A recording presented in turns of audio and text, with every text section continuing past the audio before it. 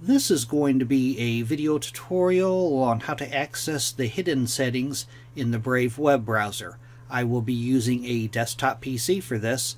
Let me jump over to my browser here. I have the Brave web browser opened up now. To access Brave's hidden settings, it's very easy to do. You want to go up to the address bar up top here. You want to place your mouse cursor in there, and you want to type Brave : / flags, and then hit enter.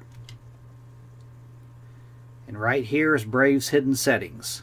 It gives you two tabs up here, available and unavailable. If you click on unavailable, these are ones that you can't use. It says here not available on your platform. That's what most all of them say, not available on your platform.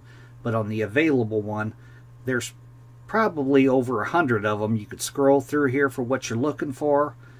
Up top here, there's a search bar where you could search for anything that you're looking for. Off to the right here is a reset all. If you screw something up, you could click on reset all.